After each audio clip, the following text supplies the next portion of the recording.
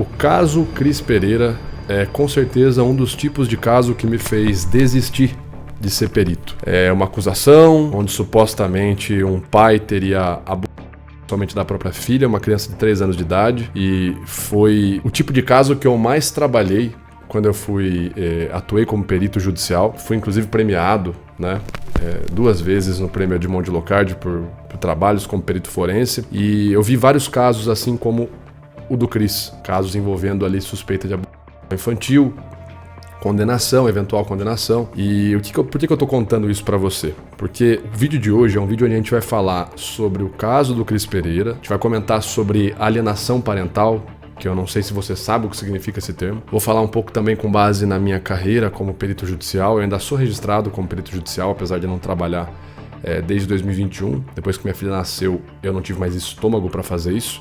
E é um caso, assim, é um tipo de vídeo onde o tipo de caso onde eu comento, que eu não gosto muito de comentar, né? Se a gente pudesse apagar tipo de situações da nossa vida, a gente apagaria.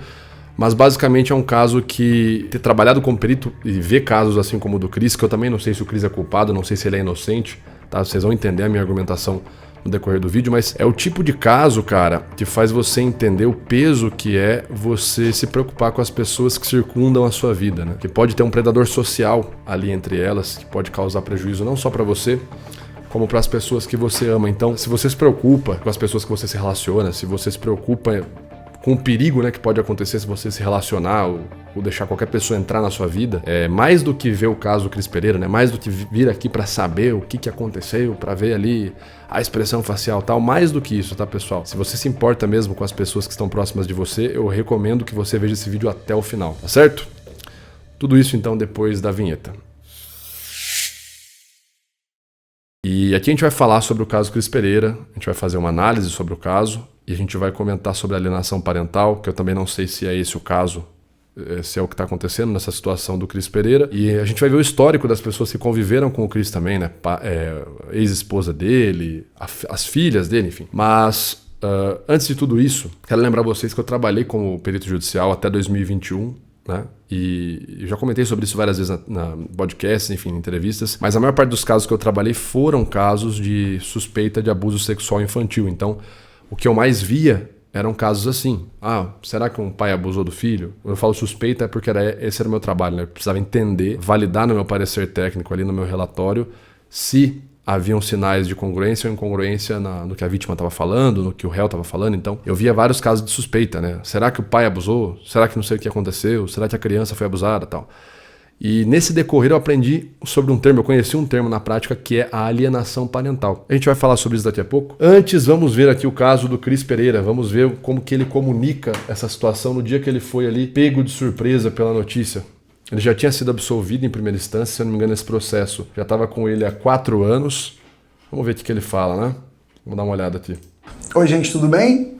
Aqui tudo bem. Não tudo bem, mas bem, dentro do possível, mas conseguindo estar bem dentro do que me acompanha, né? Que se chama família. Isso eu não tenho nenhuma queixa, graças a Deus. É o meu principal alicerce de tudo isso que está acontecendo. Eu só não me manifestei antes ou ontem, né? Porque eu estava no meio de uma turnê, chegando para fazer uma turnê, e quando veio essa notícia, né?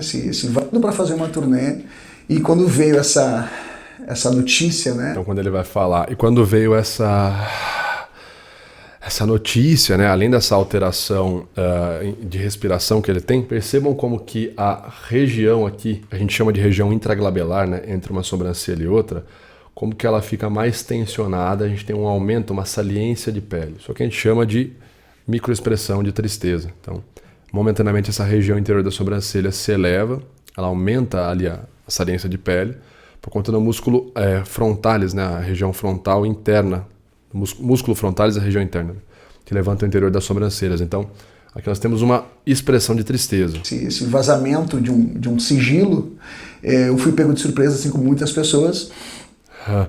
Inspirada funda, né? Eu fui pego de surpresa, assim como muitas pessoas, né? Ele fala mais de uma vez. Para fazer uma turnê, e quando veio essa notícia, né? Esse vazamento de um sigilo. esse vazamento de um sigilo. Aqui a gente tem uma tentativa de não visualização por parte de um dos olhos, uma negação de cabeça, sigilo e um shrug depois, né? Então, um vazamento. Talvez ele não foi tão surpresa para ele assim um vazamento, talvez ele já esperasse o vazamento da notícia. Eu fui pego de surpresa, assim como muitas pessoas, e eu, por uma questão de segurança e respeito, tanto surpresa assim como muitas pessoas, e eu, por uma questão de segurança... Uma expressão de nojo. A gente tem contração tanto na região do sulco nasolabial quanto na parte superior da face. Uma questão tanto de segurança quanto respeito, né? Então quando ele fala... Vamos entender o que ele vai falar? E respeito tanto as pessoas, público, que iriam participar desse momento, dessa turnê, né, das apresentações. Tá, a gente tem medo, tá, nojo e medo. Então, quando ele fala respeito... Pessoas, e eu, uma questão de segurança e respeito... Nojo, né? Então, qual que é a relação do nojo e do medo? Ele tá falando aqui agora que ele não sabia da notícia, né? Foi pego de surpresa e tal. Eu não acho que ele foi pego totalmente de surpresa. E ele fala que em questão de respeito, de segurança, tarará, ele não queria comentar sobre esse assunto, que acabou sendo vazado. E a gente viu uma expressão de nojo agora há pouco, né? Quando ele fala em respeito, né? Segurança, na verdade. Segurança e respeito. Questão de segurança e respeito, né? Qual que é a relação do medo e do nojo, então, quando você tá passando por alguma situação ruim, que nem ele tá tendo que vir a público falar de uma situação... Se ele for inocente ou se ele for culpado, a situação é ruim do mesmo jeito. Então imagine o seguinte, você vai falar sobre algo e é algo perigoso que pode representar um risco para você, sei lá, que nem tô sendo acusado. Vamos supor que a acusação é verdadeira ou a acusação é falsa. Independente do que seja, se eu vou falar sobre essa acusação em público, faz sentido eu ter tanto a emoção de nojo quanto medo, porque segundo o Ian Miller, né, em Anatomy of Disgust, o nojo, ele é a antecipação, melhor dizendo, o nojo... O medo, na verdade, ele é a antecipação de um dano que eu vou sofrer. Então, um exemplo que o Ian Miller dá é muito bom. Imagine que uma pessoa está com um balde de cocô e ela está chacoalhando aquele balde para ver se ela vai jogar na sua direção. Quando ela puxa o balde para trás, você faz primeiro uma expressão de medo. Meu Deus, tomara que ela não jogue esse cocô na minha direção. Agora, quando a pessoa eleva o balde, né, ela projeta o balde na frente e as fezes estão viajando no ar em direção ao seu rosto, você faz isso aqui, ó. Você faz uma expressão de nojo. Por quê? Você já sabe que você vai ser prejudicado, mas você espera que não seja tanto. Já que vai feder, tomara que não feda tanto essa merda. Então, é mais ou menos essa relação que eu vejo no comportamento facial agora do Cris Pereira nesse momento, né? Medo e nojo. A gente consegue ver nojo agora e medo daqui a pouco. Então, já sabe que a situação é prejudicial, que vai, entre aspas, vai feder a coisa. Só espero que não feda tanto. Eu tô tendo que falar sobre isso agora, nossa, vai ser horrível. Tomara que não seja tão ruim quanto eu imagino, né? Que o prejuízo não seja tão grande. Então, é mais ou menos essa relação que eu vejo no comportamento facial dele. E respeito tanto as pessoas, público, que iriam participar desse momento, dessa turnê, né, das apresentações, quanto a minha segurança também, né? E eu quero dizer para vocês que sobre esse assunto eu sempre quis falar também, né? E eu quero dizer... Se ele não estiver lendo nada ali embaixo, isso aqui é um comportamento de tristeza, não, de culpa, né? De vergonha. Queda da cabeça e queda do olhar. Se ele estiver lendo uma colinha ali, sei lá, que os advogados passaram para ele, aí faz bastante sentido. Mas caso contrário, do nada ele tá lá e aí ele tem uma queda da postura, uma queda da cabeça, uma queda do olhar, aí isso aqui pode ser o que a gente chama de gesto, né? Enfim, comportamento tradicional de culpa, de vergonha. A culpa porque ele é culpado, porque ele fez algo? Não. Ele pode estar se sentindo culpado por não ter falado disso antes. Ele pode estar se sentindo culpado por ter que vir a público, ele pode estar se sentindo envergonhado por ter que vir a público se defender de uma acusação contra a própria filha, que a ex-mulher está fazendo sobre ele. Então, assim, a culpa não necessariamente significa que o cara fez aquilo que está sendo acusado, tá certo? É sempre importante distinguir isso. E eu quero dizer para vocês que sobre esse assunto eu sempre quis falar, só que eu não falava antes. E eu quero dizer para vocês que sobre esse assunto eu sempre quis falar, só que eu não falava... Eu sempre quis falar e o tensionamento no ombro. Eu não sei se ele sempre quis falar tanto assim. Às vezes quis falar, mas talvez não com tanta intensidade como ele está dando a entender aqui. Antes, porque era um sigilo. Assim como é um sigilo até hoje. E que a diferença, assim como é um sigilo até hoje, é verdade. É um sigilo. Por isso que ele está fazendo sim com a cabeça. Então vamos seguir. Hoje foi quebrado. Não pela gente. Mas o mais importante de tudo é que eu sempre quis falar sobre isso. Né? Eu, de certa forma, eu falava já sobre isso, através dos meus personagens, não pela gente. Mas o mais importante de tudo é que eu sempre quis falar sobre isso. Né? Eu, de certa forma, eu falava. Ó, de certa forma, quando ele fala de certa forma, né? De certa forma eu já falava. De certa forma, então, tensionamento nos ombros, mais cantos dos lábios se esticando lateralmente e olhos aflitos, né? Os olhos fechados. Então, expressão de medo, né? De certa forma, eu já falava sobre isso, expressão de medo aqui nesse momento. De certa forma, eu falava já sobre isso. Eu falava, ó o gesto com a cabeça, eu falava. E ele falava mesmo. Vocês vão perceber que tem um histórico de fato. Então, o gesto de cabeça, né? A gente viu o não agora há pouco, né? E tá vendo ele fazendo sim. O gesto de cabeça ele só é válido pra gente quando ele tem outros gestos que corroboram o que a gente tá analisando. Se você tiver só uma negação de cabeça ou só uma afirmação, não significa muita coisa, né? Quando você tá analisando a pessoa ali em tempo real. Você tem que buscar mais sinais ali.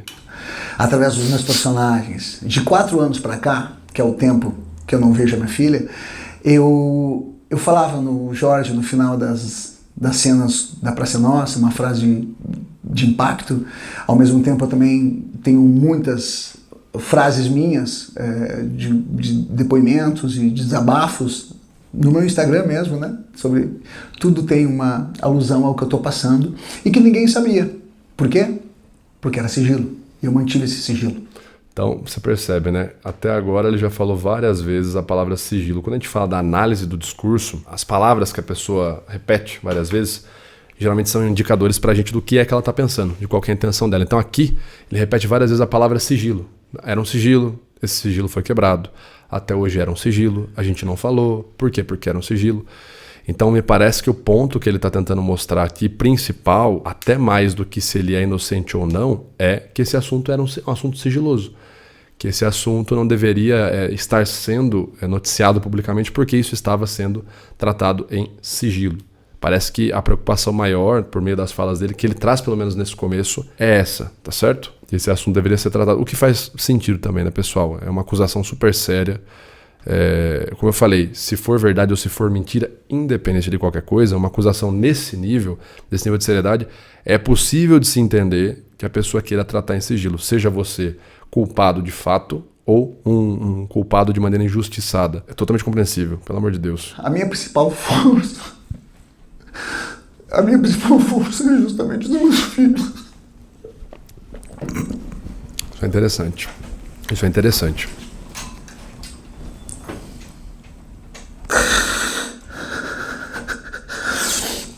A minha principal força é principalmente dos meus filhos. Que todos eu assumi. Não tem como alguém falar que eu não assumi nenhum filho. Assumi de forma de registro, né, dessas formas burocráticas. Agora vamos lá, vamos para análise. Vocês viram que o choro mais intenso, né, esse choro de tristeza mais intenso, ele dura pouco tempo no rosto dele? Vamos começar pela contração facial, né? Primeira coisa, a pergunta surge, né? Vitor, esse é um choro verdadeiro? Isso é um choro posado? E aí? Bom, primeiro a gente tem a região interior das sobrancelhas, né? Musculatura aqui interna, músculo frontalis, a porção interna está sendo contraída, a gente tem as sobrancelhas elevadas na porção interna da região glabelar. Isso é um indicador para a gente, os olhos vermelhos, enfim, lacrimejados e tal. Isso é um grande indicador para a gente de expressão genuína de tristeza, né? Porque quando a expressão não é genuína, geralmente o que a gente tem? É uma expressão que ela dura muito tempo na face e não usa a região interior. Mas mais do que isso, para a gente poder responder essa questão da pergunta se o choro é genuíno ou não, vamos ver o começo do choro de novo. Quero que vocês observem como o choro, o ápice do choro, como ele é muito rápido. E aí eu já vou falar para vocês o porquê disso. É o que eu estou passando e que ninguém sabia. Por quê?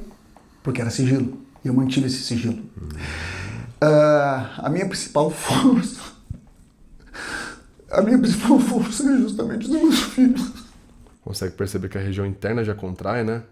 A região interna já contrai lá. Vitor, mas tem pessoas que choram diferente, tá? Esse não é o ponto aqui, né? Quando a gente fala de tristeza, de emoção primária de tristeza, você pode ver, por exemplo, meu Deus do céu, Antônio Damasio fala sobre isso em O Erro de Descartes. Uma emoção primária, ela vai partir de gatilhos primários. Nem toda emoção é primária, nós temos emoções secundárias associadas à cultura, mas uma emoção primária, ela parte de gatilhos primários associados à nossa sobrevivência e manutenção da espécie. A morte de um ente querido, ou o prejuízo direto a um ente querido, é um dos maiores gatilhos de tristeza. Tente conversar com alguém que acabou de perder uma pessoa que realmente amava. Né? Ou você já passou por isso também, você sabe como é. E tente falar no nome dessa pessoa quando tá próximo, né, da data que você perdeu ela, sem ficar triste, né? É um gatilho universal de tristeza. Então, quando ele fala, por exemplo, de uma filha acusando o próprio pai, ele perdeu o contato com essa filha, né, porque a mãe disse que a filha teria sido abusada por ele. Então é como se ele tivesse perdido essa filha, fora o trauma psicológico que vai gerar na cabeça dessa criança, que é o que eu vou falar depois, quando eu começar a falar sobre o meu trabalho como perito, né? Mas a sensação pode ser essa: olha, eu perdi o contato com a minha filha pro resto da vida, minha filha vai ser tratada, né? Eu queria preservar ela, por isso o sigilo, para que ela não fosse para os lugares e pro resto da vida ela vai ser conhecida, mesmo se eu for inocentado, como a filha que foi abusada pelo próprio pai. Então tudo isso pode estar passando na cabeça dele nesse momento e é totalmente compreensível pro comportamento genuíno de tristeza que a gente está vendo aqui.